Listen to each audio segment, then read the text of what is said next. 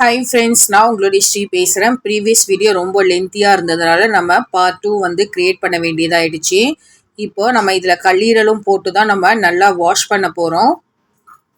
இப்போ normal water போட்டு தான் நான் வாஷ் பண்ணுறேன். பாருங்கள், நல்லா இந்த மாதிரி உரசி கழுவணும். அப்போ தான் இதில் இருக்கிற அந்த வளவளப்பு தன்மையெல்லாம் போகும். நான் இந்த மாதிரி வாஷ் பண்ணி பண்ணுறேன். இதை நம்ம வாஷ் பண்ணி வேறொரு பாத்திரத்துக்கு நம்ம மாற்றிக்கலாம். இதுவே நான் அடுத்த தண்ணி மாற்றிட்டேன். நான் இப்போது நல்லா நம்ம வாஷ் பண்ணி எடுத்து வச்சிட்டோம் பாருங்கள். இப்போது இன்னொரு அலசு நம்ம பண்ண போகிறோம். இந்த மாதிரி உரசி பண்ணும் பொழுது இதில் உள்ள அழுக்கு எல்லாமே நம்ம வந்துடும். அப்படின்ட்டு நம்ம அடுத்த தண்ணியும் நம்ம வாஷ் பண்ணி பண்ணுறோம். இப்போது நல்லா உரசி நம்ம வாஷ் பண்ணிக்கலாம். இப்போ நம்ம உரசி வாஷ் பண்ணிவிட்டு நம்ம வேறொரு பாத்திரத்தில் ஷிஃப்ட் பண்ணிக்கலாம். பாருங்கள் எப்படி வாஷ் பண்ணி க்ளீன் பண்ணுறோம் அப்படின்ட்டு. இது நல்லா அலசி பண்ணும் பொழுது இதில் இருக்க அழுக்கு எல்லாமே போயிடும். இப்போது அடுத்த அலசுக்கு ஸ்டார்ட் ஆகிடுச்சி. இது நல்லா இந்த மாதிரி பண்ணும் பொழுது அதில் இருக்க வளவளப்பு தன்மையெல்லாம் போயிடும்ன்ட்டு நம்ம வாஷ் பண்ணுறோம்.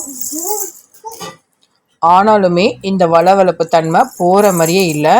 அதனால் நம்ம நல்ல சுடு தண்ணியை வேக வச்சுட்டு சுடு தண்ணி கொதிக்க வச்சுட்டு இப்போ நம்ம சுடு தண்ணி போட்டு தான் நம்ம வாஷ் பண்ண போகிறோம்.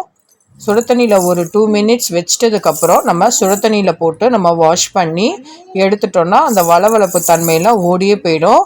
எப்பயுமே இந்த வளவளப்பு தன்மை உள்ள பொருளில் வந்து நம்ம ஹாட் வாட்டர் போட்டு நம்ம வாஷ் பண்ணி எடுத்துட்டோன்னா இதில் இருக்க வளவளப்பு தன்மையெல்லாம் போயிடும். ஒரு 3 டைம்ஸ் இந்த மாதிரி வாஷ் பண்ணாலே போதும். நார்மல் தண்ணியில் என்ன தான் நீங்கள் கழுவுனாலுமே எத்தனை தடவையுமே வாஷ் பண்ணாலுமே கூட இந்த வளவளப்பு தன்மை போகவே போகாது.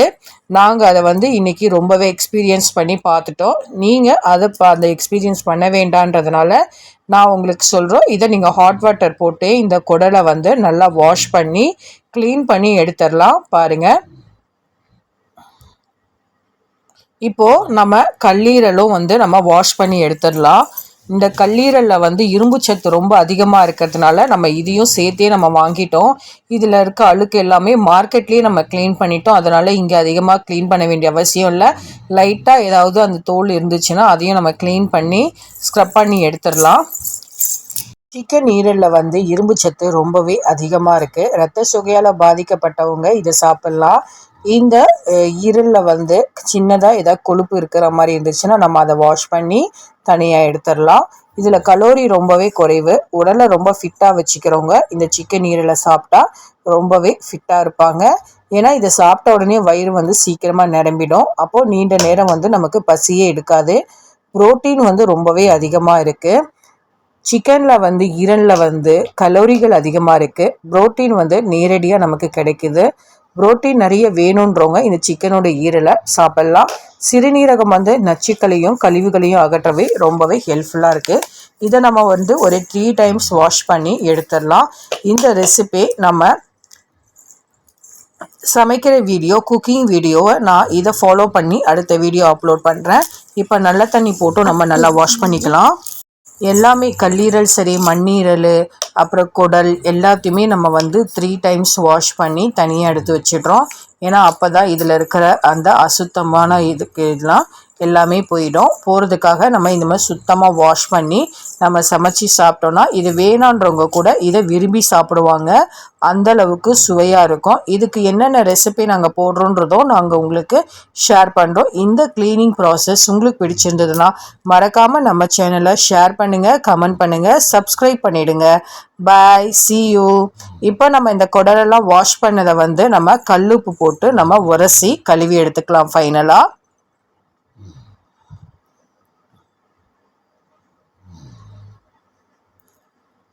இப்போது சூப்பராக ரெடி ஆகிடுச்சு. ஃபைனலி ஒரு தடவை உரசினதுக்கப்புறம் நம்ம சுடு தண்ணி போட்டு நல்லா வாஷ் பண்ணி ஃபைனலாக எடுத்துடலாம்.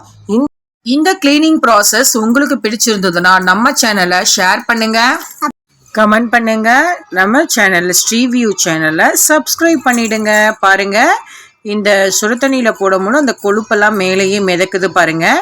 நல்லாவே தெரியுது இந்த கொழுப்பு எப்படி மிதக்குது அப்படின்ட்டு. ஹாட் வாட்டர் போட்டால் மட்டும்தான் உங்களுக்கு இந்த மாதிரி இருக்கும். இல்லைன்னா நீங்கள் நார்மல் வாட்டரில் போட்டிங்கன்னா இந்த மாதிரி வரவே வராது. பாருங்க, இப்பயும் நம்ம நல்லா ஓரளவுக்கு உரசி எடுத்தாச்சு. சுட தண்ணி போடும்போது நம்ம வந்து நிறைய வாஷ் பண்ண வேண்டியதில்லை. ஒரு 3 டைம்ஸ் வாஷ் பண்ணாலே போதும். என்னடா இது நிறைய வாட்டி நம்ம வாஷ் பண்ணுறோமே அப்படின்னு நீங்கள் நினைக்க வேண்டாம். ஹாட் வாட்டர் போட்டு வாஷ் பண்ணும் பொழுது உங்களுக்கு அந்த நல்லா க்ளீன் பண்ண ஒரு திருப்தி இருக்கும்.